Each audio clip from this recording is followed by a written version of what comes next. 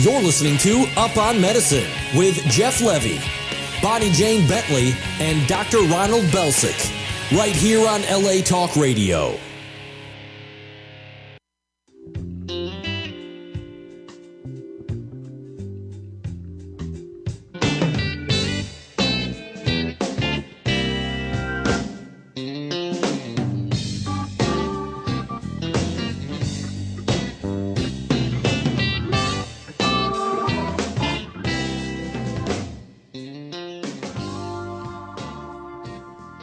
Welcome to the show we call Up on Medicine. It's a radio show on the internet that we video, so you can actually see us doing with all our notes and all the things we do. I'm Jeff Levy. They call me the Digital Doctor, among other things, and I'm here with my three favorite people, starting with my partner. Bonnie Jane Bentley. Absolutely. I'm a consumer and a caregiver. And yes, you are. And you know about medicine. I do. I've been around the health field for a long time. Long time. Our other partner and friend. Hello, San Fernando Valley. This and is, world. And world, right? This is Dr. Ronald Belsic. I'm a reconstructive foot and ankle surgeon specializing in amputation prevention. And you can find me at Sherman Oaks Hospital. Which is part of the Prime Healthcare. Prime Healthcare. Big outfit. Mm-hmm. We like them. It's latest up-to-date medical news, technology and medical news, procedures, research. We're going to bring you doctors, healthcare providers, researchers, inventors, creators, technologists that make it all happen. This is your window on the world of medicine. Yes, it is. You can't go wrong. If you have questions, email us at uponmedicine@yahoo.com, or you can call our toll-free number. You can reach us anytime, leave a message. Area code 844-339-5333. I'll always remember that number. You know why, don't Jeff. you? It spells Jeff at the 5333 end. spells Jeff. You didn't know that, Doc? No, thanks. So it's 844-339-5333. If you think it was tough to get that number, you're right. It took me about 3 minutes. Okay, never mind. Be sure to also check out the show that follows. It's called Turn On to Tech, where we do all kinds of neat tech things. We have fun. We do. We have fun on both of these. Real quick, we want to talk about DSL Extreme. You were paying about $120 a month. Slightly plus. For slow internet and a landline. Doc, her DSL was so slow you could have walked to the internet quicker. It was that bad. Yes, but when we turned the computer on after you hooked it up, yes, oh my DSL gosh. Extreme, your hair went back. Wow. Bonnie said, "Where's the seatbelt?" Yeah, this is Tyler Jackson. She's our engineer. Hello. We've kind of adopted Tyler. She'll pipe in every once in a while. Mm-hmm. And so off we go. I think it's time to get started. We have a surprise guest. Dr. Belsic wants to know when the guest will be here. The guest is already here. We'll have that happening in just a minute. All right. And so why don't we get started with a very interesting story. Doc, we'd like you to do it. Okay, so we're always looking for new, novel techniques to help people. And actually in Australia, there's a very new technology being used. There's an Australian man who was recently diagnosed with cancer involving the heel bone. It's called the calcaneus. That's the name of the bone. That's the name of the bone. And he had cancer of that bone. And it's a very crucial bone in particular because it connects the front part of the foot with the ankle. And when you lose that, it's pretty much non-functional. That means amputation. So you're often looking at an amputation. So because it was very complicated type of cancer, where it was located, they would have had to amputate the leg. So this patient was referred to Professor Peter Chung, a Malaysian-born surgeon who is head of the Department of Surgery at the University of Melbourne at St. Vincent's Hospital. He's also the director of orthopedics there. So what they did was they did a CT scan, which is a three-dimensional type of X-ray of the other foot. And they use that to plan reconstruction. So they removed the cancer, and they had a big void. What they did was they used that three-dimensional image and used a 3D printer to produce a replicate. So they took a 3D image of the good foot where the bone had not been compromised. And then mirror imaged it for the other foot. Exactly. And so using Otherwise, he'd have two right feet. That didn't work. So it was very interesting because they were able to use that image, those dimensions, print out a new bone made out of titanium, and then implant that. And after the period of 3 months, the patient was ambulatory again. Well, he That's was able to incredible. bear half his weight, which must have meant he was on crutches. That's correct. And then they think by Christmas he'll be fully walking. That's correct. Wow. Wow. Do you see that sort of technology coming here to this country? Do you think we'll Oh, be using I it? think it is here. It's just not user friendly. Definitely, I see applications in my practice. For instance, if someone had a infected bone, the tissue was still of good quality. Well, why not just remove that bone and put in a new one? There it is. Outstanding. Shall we go on to our next story? Because our We guest is could. here. We'll do one more. No, I think we need to do a couple of Yeah. more maybe. Yeah. Okay. You want to do the next one, or should I? Well, it's your That's baby. mine. It's your Okay. baby. First Rehabilitation Devices. They're a California company. They're in Irvine, down in South Coast. They're rolling out a new thing. It's called the Music Glove Rehabilitation Device. It's for people who are recovering from stroke and other conditions that affect your hand movements. Okay. Like you got caught in cement or So are they something. gonna like? Pretty much, it sounds like that. So they have this glove that has built-in sensors that detects the movement of the fingers. Then the user gets to play a video game that looks like a game called Guitar Hero, which was very popular. And it requires the player to move fingers in tune with the music, and then on-screen buttons light up. So it's kind of a game. The system comes ready to play, either on a tablet that comes with it or on a 21-inch monitor if you're doing this in a clinic, if you're not doing it at home or by yourself. And the glove has FDA approval, and the home version doesn't require a prescription. Oh, so if you have an elderly person that just Yeah. has to maintain Yeah. dexterity, That's would it. be good. In addition to being fun to play and effective, the glove changes the way clinics provide hand therapy. This is all brand new. It requires minimum intervention from the therapist. So the therapist sets it up, starts the screen, walks away, has a beer, bratwurst or something. Or something. It's And kind of like when I was doing brainwave therapy, and we Ye- would have the kid doing Pac-Man or the adult doing Pac-Man, Pac-Man right. by changing their brainwaves. Well, the thing is, because the clinical people don't have to be there, it's a more personal, one-on-one, direct sort of an experience. Now, the glove records accurate data so that the therapist can set goals for the patients and track how they meet the goals. It's Great. very So I guess clever. different lights go on different fingers to show them what finger to move or Yeah, whatever. yeah. Now, here's the interesting part. Results with stroke victims, published by the Journal of Neuroengineering and Rehabilitation, says that people using the glove had significantly greater improvement in hand function than people who took the conventional therapy, and this is only just after 2 weeks. That's great. Yeah. Retrain those brain pathways. Well, here's the Neural good. pathway. Here's the good part. The people that used it reported that they were able to open doorknobs, type on a keyboard, wash dishes, use silverware, bathe, wash themselves, use the restroom independently after exercising with the device. And what is it sell for? Yeah, well, I thought you'd never ask. afraid to know. $1,149. Yeah, what is that for the That's use for the of, home for the unit. use of your hands? I Yeah, mean, well, that's the a point. huge thing. What do you think, Doc? Could we use that with the feet? You know, I don't see why you couldn't make a foot application. Sure, with the toes and everything. It's music Guitar grow toes. guitar toes, popsicle toes. That was a song. Don't think I'm that kinky. Well, maybe It was a kinky song. it was. It was a cute song though. It was very poignant. If you want to check it out, musicglove.com. It's a great story, Bonnie, because even though it's expensive, and Doc, you know medical devices are never cheap.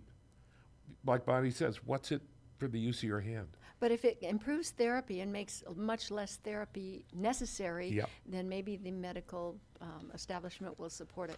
Yeah, and I'm sure insurance companies, when they find out you'll be in therapy a lot less, then they'll see the wisdom of paying. Insurance companies don't like to pay. Yeah, but But that's if you're not very saving them much if you money- look at what it costs for therapy and what it costs for all of the different Exactly. tests over Yep. and over again. Precisely. Yeah, it's good. good. Good point. Your turn. Okay, this is one of And my then we'll get stories to I our lost surprise last guest, week. Doc. He's going to knock your socks off. All right. Well, You watch the door. He'll be coming in. There's someone there. Yeah, we'll have you let him in. Okay. What? Oh, never mind. What? Say something. Did you have a guest coming in? Relax. It's all under control. It's all him. It's all handled. oh my goodness. We didn't tell Okay. you. So, Okay. but thank you for asking. See, and- she's a good engineer Okay. producer. You know what MDMA is? It's ecstasy. Ecstasy. That's the And drug. ecstasy That's is being date rape used. stuff. That's terrible stuff. That's not date rape stuff. Anyway, but it's being used to cure PTSD. Really? Post-traumatic. Stress syndrome. Syndrome. Yes. Ecstasy is being used during psychotherapy just as LSD was used at one time. One patient said she required no meds anymore because it had rebooted her system. Now, Rebooted? Rebooted We'll go her into that a system? little bit more later. I figured it was a good word for Rebooted? you, tech. Rebooted. Maybe that too. That's okay. interesting. Okay, this is being used as a catalyst during therapy because, number one, it massively increases serotonin. Number two, it affects the dopamine, which keeps the patient focused and alert and with good concentration and memory. And number three, it produces oxytocin, which causes the bonding and trust with the therapist.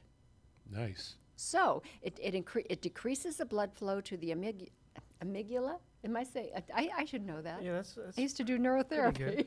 Okay. How's your amygdala? Amygdala. Okay. And the fear center of the brain. And so, with the fear center offline, it massively decreases anxiety while keeping the patient awake. And they are relaxed, but very awake and alert, and they want to explore. Wow. Cool. It's a good huh? drug. So, Dr. Julie Holland, of she's the editor of Ecstasy, the Complete Guide, was asked, can ecstasy therapy become addictive? And she explained that it allowed the patient to deal with things that they were never able to talk about without traumatizing them. So it then allows the patient to refile memories in their brain so they don't have to be replayed over and over and over again. So, Doctor, what is the medical model versus the recreational model? So when this is used recreationally, many times it's inappropriate and it's used excessively, can cause someone to require too much hydration or become dehydrated. They'll use them at parties, raves, Yeah, I've heard that. and it can, just the party in itself can cause heat strokes and dehydration. So, and then you have this medication on board. You don't recommend it. No, it's not recommended. So in the 70s and 80s, they used to use this in private practice. Well, But no. Oh, yeah. Okay. And then in the 80s, it was made illegal. But it was still available for some recreationally. But the therapist couldn't get it. Therapists were denied access. Ah, It's funny how things get used and then they become illegal. Cocaine was an ingredient in Coca-Cola up to 1906. True. The coca leaf was used to make Coca-Cola, and it was semi-addictive. mm-hmm. Sigmund Freud was a big fan of that. Siggy. No, I'm serious. I'm not joking. And then there was a federal act in 1906 that says you can't do that anymore. This is another example. Well, the thing is that if it's in a monitored therapeutic situation, and they're Well, that's the controlling difference. it. So they can, monitor the dosage, and actually the dosage they're receiving is, the medicine. And some of the other parties and raves, sometimes they'll cut them or mix them. They may be Other things other mixed things. in. So you don't know exactly what you are getting. Okay, well, every hour a veteran with PTSD commits suicide. Every hour? Yes. Oh, that's awful. And any drug in the wrong hands can be, destructive or it can be deadly. But in the right hands, it can be a cure, and it can be life-changing and even a lifesaver. Nice. Good report. So let's talk about our guest. Doc, the trick to getting a guest is to know where the guest is going to be at a certain time. And to get them here. Yeah. Well, we've got half that solved because you're the guest. We've never really interviewed you and learned about your history. So we would like to do that. So we want to welcome our special guest, our partner, Dr. Ronald Belzik. Doc, where are you from originally? I'm originally from Southern California Oh, and born and raised in Orange County. okay. So And you're a local boy. That's right. So, whenever you pursue training and, schooling, you go wherever the best training is. so you went I to, went to the East Coast. I went to University of Pittsburgh Medical Center. supposed to be a good school. Very Do you like good. the weather back there? Oh, You have yeah. to, it's an acquired taste. Have you acquired it? Not exactly. You're back here. All right, so you spent, where did you do your So I undergrad did work? my undergrad at UC San Diego. Ah. A little better climate. Yeah. Nice, huh? We should only know from that. All right, so how long were you at school in the medical school? 4 years and went to Samuel Merritt, which is based in Oakland, California. Okay, and then where did you do what is a residency and where did you do it? So once you graduate medical school, you get a degree, but you don't have the training behind that title. So then you could do a residency, and some specialize, some pursue training after residency. So residency for me was 3 years, and 3 years. that was at University of Pittsburgh. I stayed on with a foot and ankle orthopedist, Dane Wukage, at the university there. Did you know that's where you wanted to be in your practice? Actually, didn't know when I first started in residency, but I took a liking to what he did. He was a big role model early in my career, and So I in wanted to be. residency, do they switch you from different departments so that you can? We rotate figure through out what you various wanna do? specialties, right? So Good point. internal medicine, pathology, radiology, psychiatry, internal medicine. Oh, that must have been uh, fun. The psychiatric ward. Surgery. That's here. All Yeah. types of Yeah, surgery. we're in it. So 3 years of residency, and then where? And then I stayed there for another year doing the fellowship with Department of Orthopedics, and then moved to San Antonio, UT San Antonio. Texas. Mhm. You've been around the country, but you've also studied abroad. I've been to Kurgan, Russia, where we studied their technology. So it's very interesting. They use these external fixators, which are like bicycle rims. And they'll use that for fracture repair, for bone lengthening. They'll use it Bone in lengthening? trauma cases. They can make you taller? Yep, they do. Okay. Yep. So there's many actually people from the States that actually go there to get an inch or two taller. So but if a child is born with a leg much shorter than the other or something, they can. There's a lot of can do genetic that. deformities, Mhm. but people are learning about the results, so they're actually going there for cosmetic procedures. That I'm would- dumbstruck. So if somebody is a model and they're not tall enough to be a runway model, they go to Russia and get taller. I don't think they're going to want the scarring Well, that they might there get was a from it. girl. There was a girl Oh, who was there. Actually, needed to be, I think, 3 inches taller. And did she? Yeah. And what about scarring? Bonnie brought up a good point. Right. So they have ways of managing scars. So they make Wow. small incisions before they cut the bone. The main scars that you get are from lengthening of the skin. yeah, but women have operations on their feet to be able to wear high heels with really pointy toes. So, I mean, people do things. Do they have good basketball players from Russia? I didn't ask. How was the vodka? The vodka does exactly what it's supposed to. Make your hands feel numb. Oh, no. You forget it's You cold. forget it's cold. That's wonderful. Where else did you study in Europe? I've been Doc? in Switzerland. Okay, what did you Lugano, do there? Switzerland. There's an AO trauma fellowship that I did. AO. AO. It's mnemonic in German. Which means? AO means Arbeit. In English. Yeah. What does it mean? What does it mean in English? So it refers to the traumatology, AO traumatologies. Okay. You know German? No. Oh, okay. Your mom just got back from there. Yeah, she did. Hi, Mom. Arbeit. Welcome home. Yeah, I'd have to look that one up to pronounce it again. No but it's worries. And where you were at one other place, maybe more. Lugano, Switzerland. I've done other short-term studies abroad too. Wow. Very nice. You've been around the block in a good way. How did you wind up in Southern California? So was in academics for a year and was looking always for an opportunity to move back west.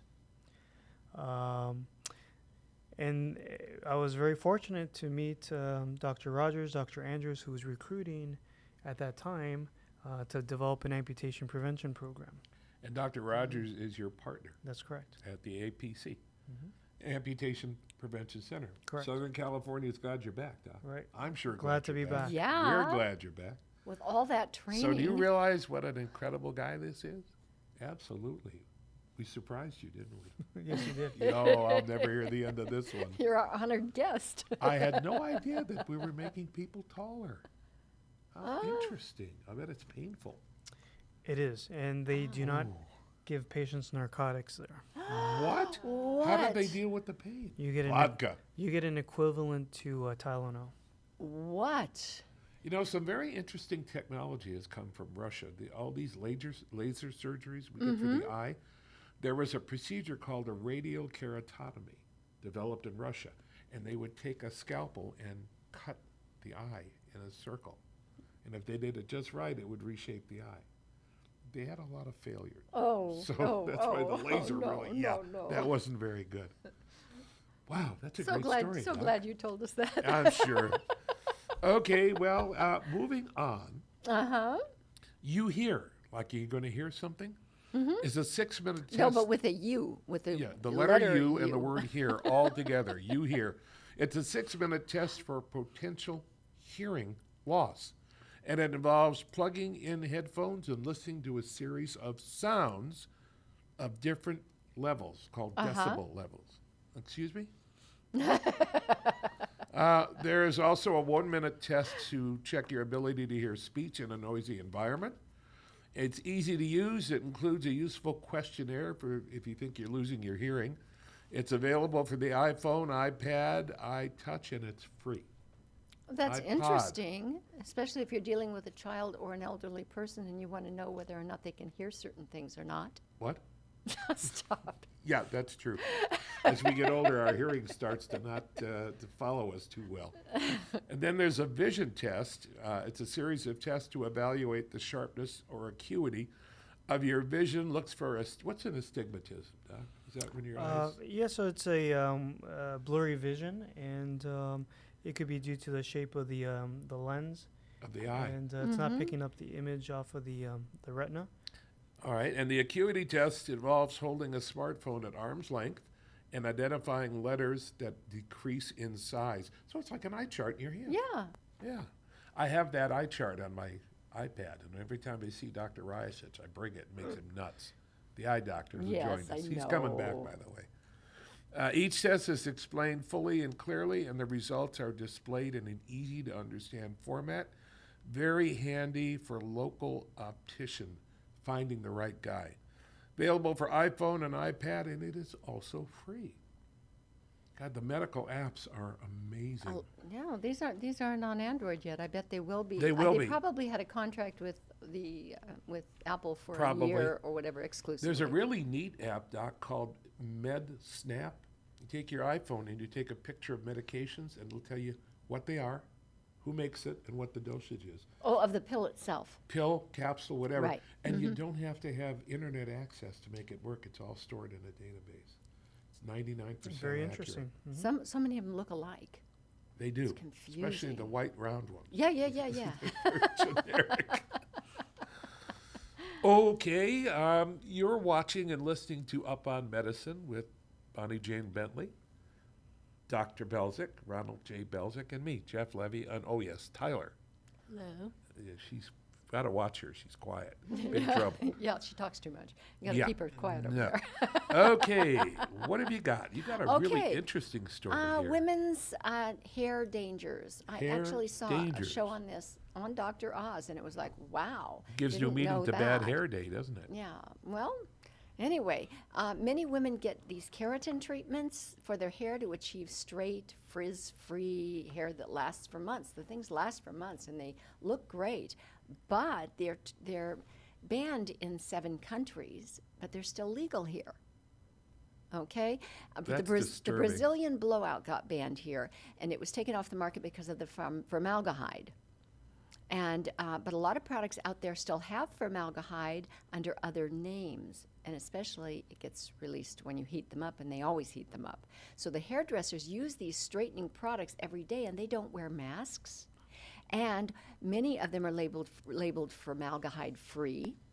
And so what happens is then they use a flat iron at 450 degrees to get the stuff to go deeper into your hair, and it turns it into formaldehyde, exposing every person in the salon. It's pretty scary stuff. So, doctor, what do you Yeah, what is? so I remember formaldehyde because all the cadavers that we used to work on in school had yeah. formaldehyde, and I remember the no long wonder the hair salon That's a smells so preservative, bad. right? the long hours we would spend preparing for an exam, and that smell it still haunts me because you'd be dissecting, and then for the next 2 days you'd smell like the formaldehyde. So Can you drink it? Oh no, you wouldn't want No. to. You want to keep yourself for.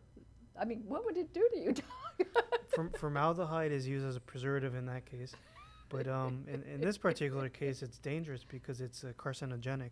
Oh, And causes cancer. although they may be labeled formaldehyde free, they are treated as formaldehyde by OSHA. So there's some ingredients to watch out for: formic aldehyde, methylene glycol, methylene oxide, paraform, oxymethane, and methanol. All Oh, bad. is it metanol or methanol? Methanol. Okay. Wow. You know, Bonnie, you raised a point that I want to ask the doctor about. You talked about people who work in hair salons. There is a segment of our population that works on their feet all day, which really, I imagine, puts quite a strain on the legs, the ankles, the feet. Do you recommend special footwear for people who are on their feet all day, like yourself? Yeah. Well, no, you're not. So, You sit in front of a computer sometimes. Well, you have to. You have to. I look spend things up. more time in front of a computer with electronic health record these days. Ah, Okay. you so know what, Bonnie? I cut you off. Yeah, you did. I try not to do that. Shame on you. You're gonna have to Okay. you have to punish me. Okay. You wish. Yeah, I hope. Okay, the more permanent the hair treatment is, the more damage it does to your hair. And people don't realize that, but those no-lie relaxers contain calcium hydroxide, which is used to treat sewage. Ew. The lye relaxers contain sodium hydroxide, which has a pH of 12 like household ammonia. Oh, Yeah, it's pretty strong stuff. It breaks down the bonds in the hair that make it curly or frizzy, and it's actually dissolving the hair.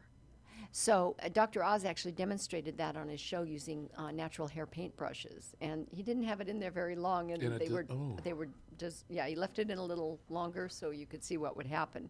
So if you're going to use any kind of relaxer, then use it only every 8 weeks. Don't wash your hair for several days before, and you want the oil to build up on your scalp to protect you.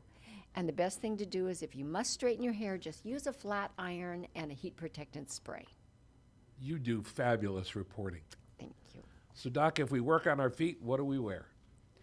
Okay, so it depends. You know, you want something No, comfortable. you don't want to wear that for that. Right. Yeah. But if you work on your feet all day, You like- definitely want something comfortable, right? And some people sweat a lot, so if you have a comfortable pair, maybe you should have two and alternate. And if you have any deformities, then you may need something custom as opposed to something that's over the counter. there you go. So I if you was work told- on your feet, protect I was told by yourself. my shoe man that, instead of buying one pair of shoes, if you buy two pair and alternate them Alternate every them. other day, because that memory foam takes an extra 24 hours or more to recuperate from wearing it, and the shoes will last you as long as 3 pairs if you get 2. Buy 2, it Yeah. lasts as long as 3. That's great advice. Yeah. It's like flash drives on the tech side. You buy 2 because one of them is going to fail when you least expect it and going to lose everything. Just made me think of that. Just trying to scare us. Okay. You bet. Okay, Doc, you're going to like this one. There's a new electronic stethoscope.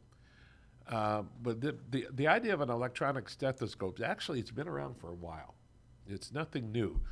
But it's costly, it's difficult to use, or doctors like, you look like a doctor when you're wearing a stethoscope. It looks good, right? I want to get you a monocle. Oh, a monocle. Oh, Yeah. I like that. The devices that I'm talking about is called the Echo, EKO. It's developed by Echo Devices out of Berkeley, California, and it hooks up to the stem of just about any stethoscope's chest piece, the part that hooks up to the ear. Okay, now once you hook it up, it's paired with a matching app that powers all kinds of features. It can record exams for later review. It can display the visualization of the sounds. You can control how the sound comes across to the listener. And the app can upload recordings to an electronic health record, which is a big deal It now. would have children would love that if they Oh. could see what their heart was doing. You know, that's a good point. Yeah, Sure, they'd that's love really it. good. The company expects clearance by the FDA by the end of the year, planning to start clinical trials in Northern California to evaluate it. And they've opened a waiting list. Doc, would you use something like that? Oh, yeah, it would definitely be very helpful. Indeed. Make it a lot more fun too. Oh, yes. Like you said, Bonnie, especially for young patients. That would be terrific. See, that's your heartbeat. Yes. Okay. Okay. So Now, this is one is a tough serious subject because it's hitting close to home for all of us who have loved ones or whatever that Yeah. are ill. Should a person, it's death with dignity. Should a person with a terminal disease be able to end their life with dignity and a peaceful process? That's a tough one. Yeah. Okay, 60 Minutes did a story on Joseph Yarsaw of Pennsylvania, and Joe was terminally ill, and he's in pain, and he wanted to die.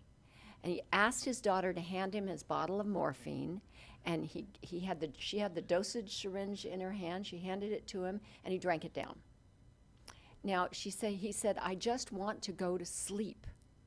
So she held him, and then finally, when the care worker got there, she told her what had happened, and she was arrested. He was taken off to the hospital, and she was arrested for allegedly assisting him in committing suicide.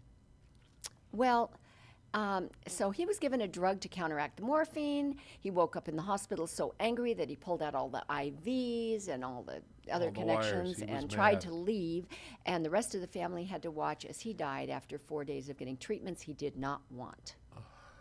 Now, there's only 2 states, Oregon and West Virginia, that have a medical system that respects the Advanced Healthcare Directive. I mean, I have the advanced healthcare, you have one. Yes. But the thing is, and you think the hospital or whatever's gonna go by those, but they're not. They don't have to. So there's only 2 states that actually allow the medical orders to be carried through and respected throughout their system. In other states, there's no guarantee. The document doesn't mandate the doctor to do something or not to do something just because you wish it. Wow. Yeah. So they're trying to get this changed in different states. Okay. But more than 750 people have used the lethal prescriptions to end their lives in Oregon since they made it legal about 17 years ago. And Oregon, Washington, Montana, New Mexico, and Vermont courts have ruled that it's not a crime. All right. But in all the other states, it's done quietly by the medical establishment in a legally accepted way. For instance, my mother was dying of colon cancer, and she was given all of the morphine that she requested for the terrible pain she was in. I was warned that if it put her into a cardiac arrest, they weren't going to pull her out. And because she was terminal, and it was a blessing. She was gone in 3 days. She could have lasted a month, and she was in horrible pain. So I was really happy they did that. Now, the thing is that, there's a group called Compassion and Choices, and it's an organization that's trying to get each state to pass a Death with Dignity Act. Now, the question is, if you are terminal and you're in pain, should you have the right to end your life if you're already terminal? It's not like you're just depressed and you want to kill yourself. That's a different thing. This is if you're already terminal. So my fiance fought 4th stage pancreatic cancer for 3 years until his digestive system actually shut down. And he was unable to keep food down for almost a month. And he wanted me or his son to give him the morphine. He had the bottle next to his bed, but he just couldn't do it for himself. And I told him, we can't do that. You have to take it when no one's here, at a time when no one's gonna find you until it's too late, because we can't do that. And so we called hospice thinking it would be over quickly, and it was a 2-week process. because they had to start with very low doses of morphine and work their way up. And it took a long time, and it was just horrible. I mean, he was gone to us. He was moaning for days, and day and night. I mean, we got no sleep, and he was waving his arms in the air. I couldn't even hold him and comfort him. It was a horrible, horrible thing. And no family and no patient should have to ever go through that.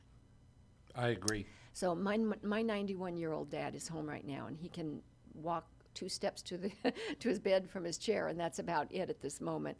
And he's nearing the end of his life with bladder cancer. Now, he wants to die with dignity. Now, how can I do that? What can we do? You know, I mean, Michael would have been better off if he drank the morphine. Sure, he would have. Yeah. So how do we get better end-of-life care and death with dignity to coincide? I think we got to change the laws. Change the laws, yeah. Yeah. I think people should have that right, and I think the safeguard is if they've been diagnosed as terminally ill by 2 physicians. That's going to be the safeguard. That they should maybe So they're choose not the just way wanting they to would end like their to go life. with who they want to be around them. And yeah, I think it'd be much nicer. But people who legislate on a different basis. They Yeah. think human life is sacrosanct and that you can't kill. I don't know, Doc, it's a tough one. I went It through really that with is. my stepdad with the morphine. The doctor said morphine is the old man's best friend. Well, what's the Hippocratic Oath? Isn't it do no harm? Isn't doing harm to someone keeping them in pain? Doc, that's a good point. The Hippocratic Oath becomes the hypocritic oath. It's Yeah. hypocritical. Very good report. Thank you. We're with you.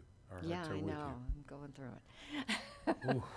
I mean, I just lost Michael last year, and now Dad is, Yeah. bad. So Okay, moving on to something a little different. yeah, hopefully. Doc, I'm your patient, and I notice in all the treatment rooms there's a hand sanitizing dispenser. Washing of the hands is one of the most important things you can do to avoid problems when things aren't sterile. And so there's a new door handle for hospital doors, like to the operating room and such. As you grab the handle, your hand is coated with the sanitizing stuff. So as you let the door go, you just do this, and you've sanitized your hands. What do you think?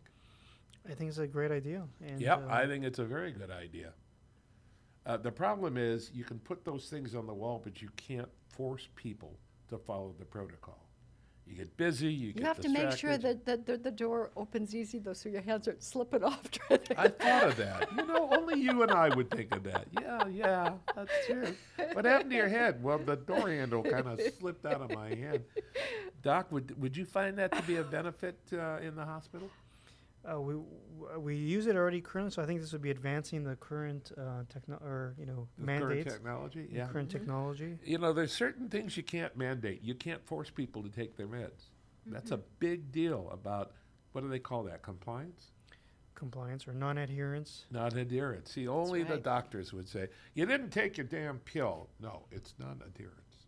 Okay, I got that. That's a good one.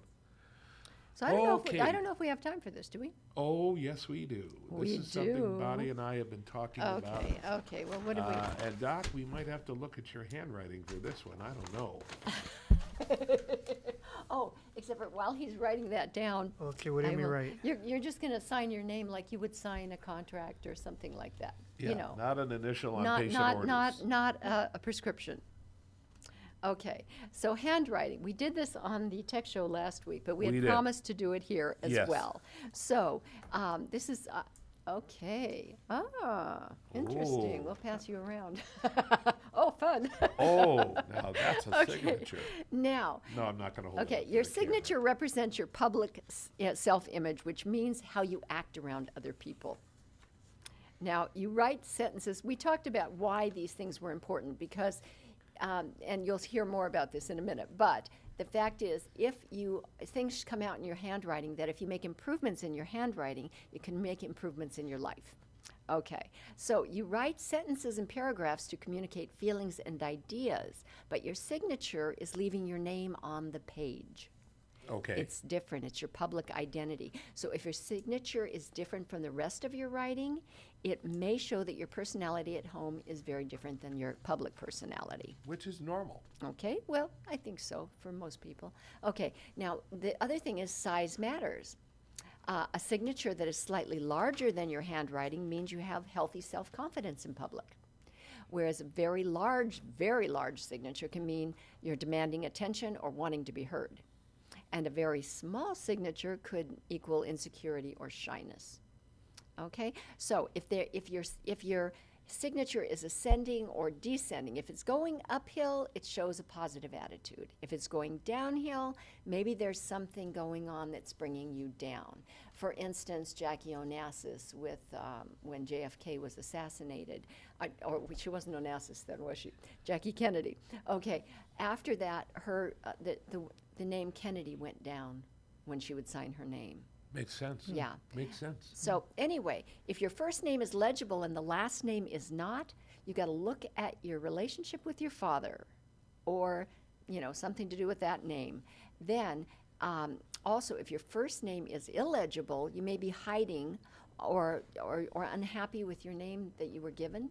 So try replacing Ray for Raymond, or your middle name or a nickname, and see what happens in your signature. And also stand in front of the mirror and say, "Hi, my name is whatever," and see what shows on your face when you say that name.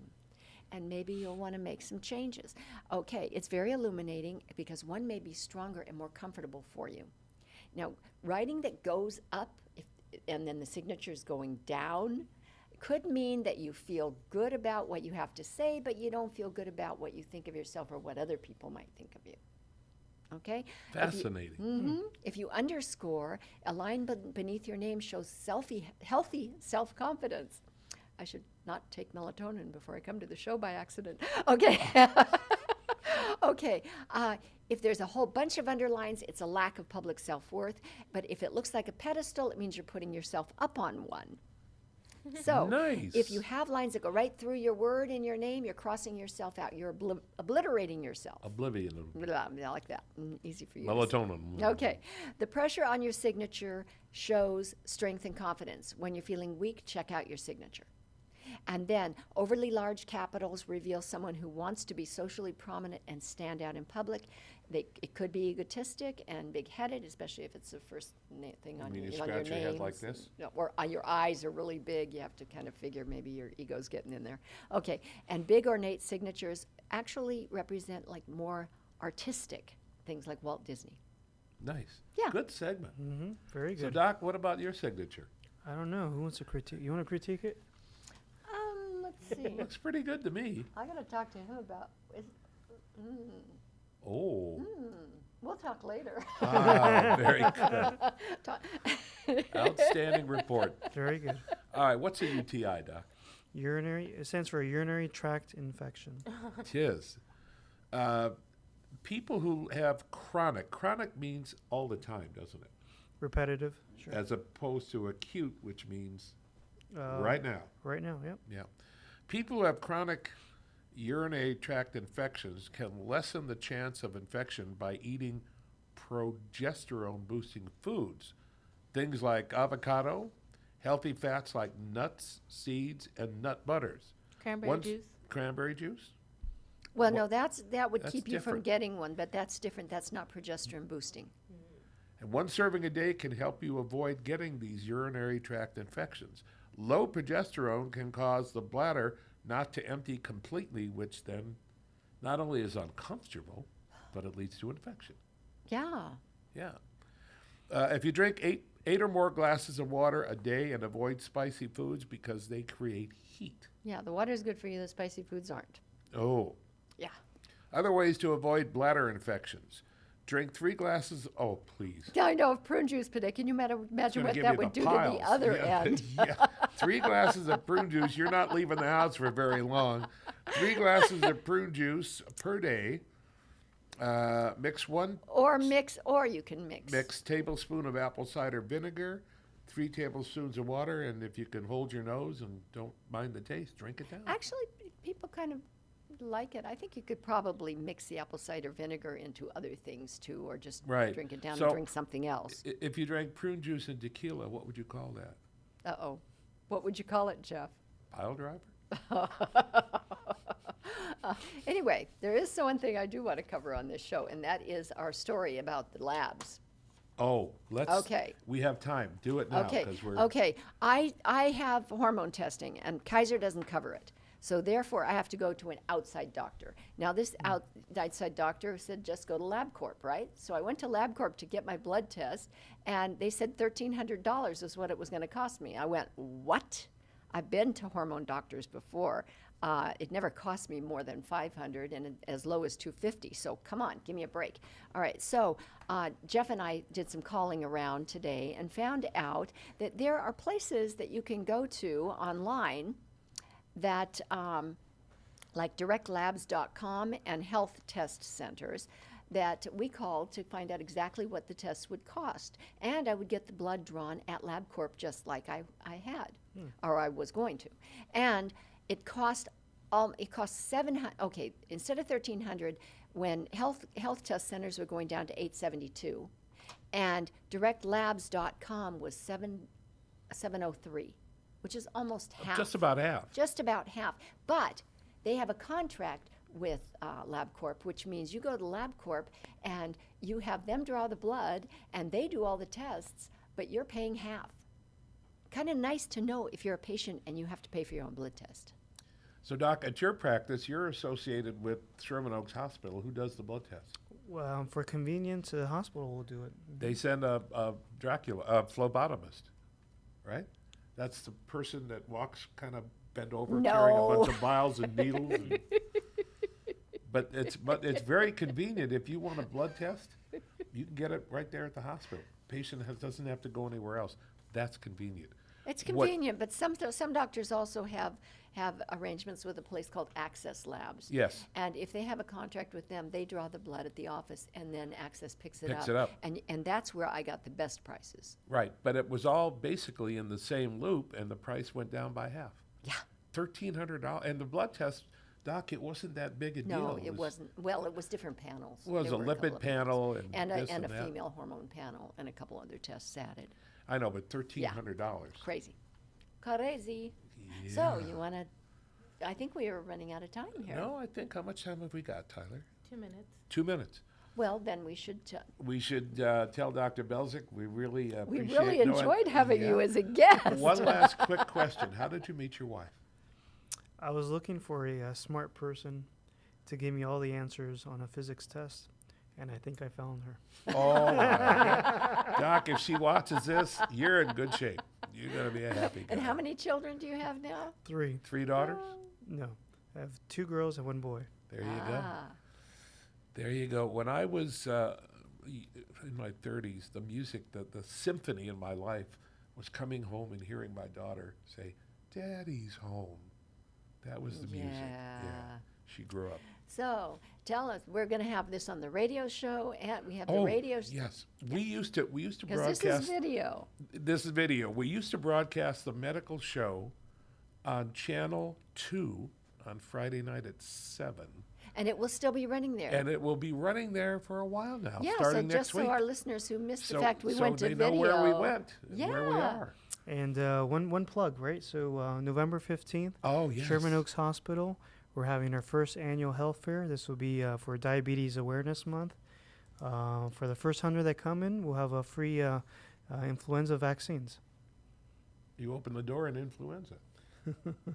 You're gonna have people with booths. We will. And We'll Jeffy be and I will be there. We'll be there. We'll Tyler be might be there. there. We'll all have be there. free screenings. We'll have doctors giving lectures. We'll have entertainment.